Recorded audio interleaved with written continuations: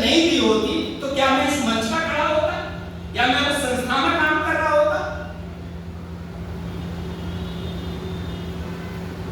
मेरा साल में जितनी जगह पर जाता हूं, चाहे बिरादरी की मीटिंग हो या आम बिरादरी की हो, मेरा एक सवाल है आप सबसे कि हम अपने बच्चों के लिए वक्त कितना दे रहे हैं। ये बहस पे एक बार कलेजे पे हाथ रखें।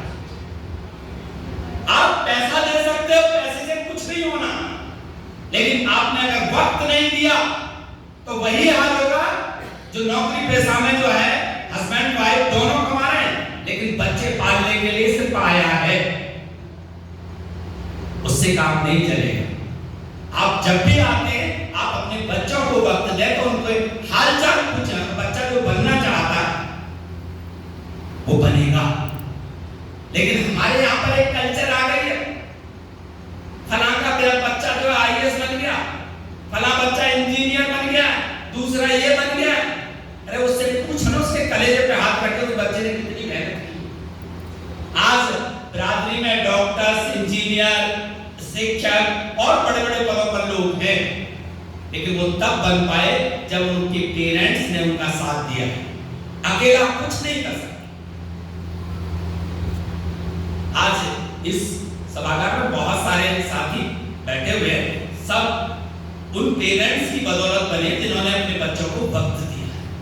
आज हम पढ़ाने की बात कर रहे हैं, हर कोई आदमी ये चाह रहा बच्चा डीपीएस में पढ़े, मेरे बच्चे का एडमिशन हो जाए। बहुत सारे लोग मैं ईडब्ल्यूएस को भी देखता हूं, मेरे से पूछो ना कि स्कूलों में क्या हालत है।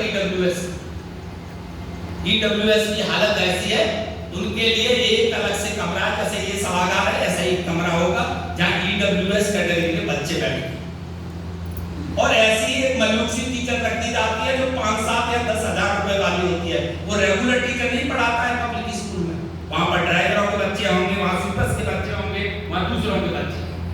इससे तो बढ़िया तुम सरकारी स्कूल में पढ़ा लो किसी में, और जितने पैसे आप डीपीएस या एपीके या भारती के लिए रखना चाहते हो, इतने पैसे बच्चे के ऊपर ट्यूशन या दूसरी चीजों पर या खुद पढ़ा सकते हैं, तो आप उस पर खर्च करो ना, बच्चा बन जाएगा। मैं गारंटी देता हूं। हमने तो अपने बच्चों को पब्लिक स्कूलों में नहीं पढ़ाया, हमने तो सरकारी स्कूल में ही पढ़ाया, और बच्चे कामयाब क्योंकि हमने वक्त दिया। हमने पूछा क्या पढ़ के आए, इतनी तो जरूरत रखो ना, लेकिन करें क्या, हम तो बात ही ना करते बालकन से, न बालक सुने। एक तमंचा दे दिया बच्चों के हाथ में, पूरे दिन मोबाइल में लगे रहेंगे, और माशाअल्लाह उससे ऊपर मम्मी पापा, उनके पास भी स्मार्टफोन। तब वक्त कहां है?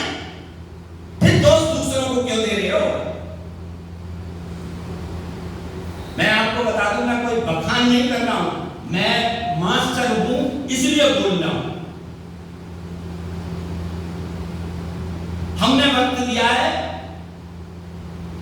Within 3 years. मेरी बेटी की 5वीं गवर्नमेंट जॉब है, 5वीं रेगुलर यूनिवर्सिटी में। अभी रिसेंटली 10 दिन पहले एनसीईआरटी में सिलेक्शन हुआ। इससे पहले मेरठ में काम कर रही थी, उससे पहले कानपुर यूनिवर्सिटी में कैंपस में काम कर रही थी, उससे पहले पीजीडीएवी में काम कर रही थी। कहां एक नौकरी के लिए लोग मैं कहता हूं और 2 मिलेंगी ज्यादा, क्यों नहीं मिलेंगी? क्योंकि हम सजग हैं। गांव में पता क्या कहते थे जब हम पढ़ते थे, वो मिट्टी के तेल की डिबिया होती थी सर, तो कहते भाई जो जागेगा उसके यहाँ कटिया होगी, और जो सोएगा उसके कटिया। तो भैया जागरूक हो जाओ। ये महल, दुसाले, मकान, दुकान बाद में बन जाएंगे, बच्चे खुद बना देंगे, इसको खरीद के दे रहे हो। अगर सपूत होगा ना, या आज्ञाकारी पुत्र होगा जो योग्य है, वो आपसे बढ़िया मकान बना सकता है। मकान तो है लेकिन आदमी नहीं। बात करने के लिए आपने 500 गज की कोठी बना दी, मियां बीवी हो, ताश खेलते रहो, दोनों मिलते, कहां करोगे?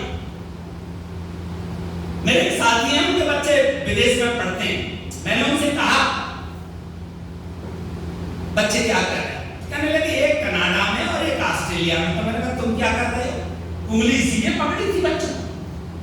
मैं कहता विदेश भेजो, पढ़ाई के लिए भेजो वैसे, लेकिन एक समय के बाद बच्चों को माँ बाप के साथ रहना चाहिए, और नहीं है तो माँ बाप को रख लेगा। आमतौर पर मैं लोगों से पूछता हूं किसके साथ रहते हो? पेरेंट्स के साथ रहते हैं या पेरेंट्स आपके साथ रहते हैं? दोनों में जमीन आसमान का फर्क है। अगर पेरेंट्स के साथ रहते हो तो लीडरशिप घर में किसकी होगी? पेरेंट्स की। और जब पेरेंट्स आकर के रहते हैं तो लीडरशिप आपकी होगी, आपकी पत्नी की होगी। मैं ये कहता हूं कि सबसे पहला सम्मान है कि पहले हम अपने बुजुर्गों का सम्मान करें, अपने सीनियर्स का सम्मान करें, तब बढ़ेंगे। और यही एजुकेशन कहती है।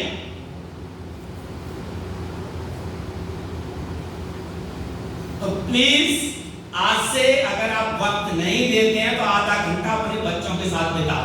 बस यही पूछ ले दूसरे को कि क्या पढ़ के आए। गारंटी है काम करना शुरू कर देंगे। और मोबाइल को कुछ दिन के लिए टांड पर रखा, अपना भी रखो और घरवाली का भी रखवाओ। संतोषी मां की कथा पढ़ने से कुछ नहीं होगा। आप बच्चों की कथा पढ़ लो, सुधर जाएंगे, कुछ बन जाएंगे।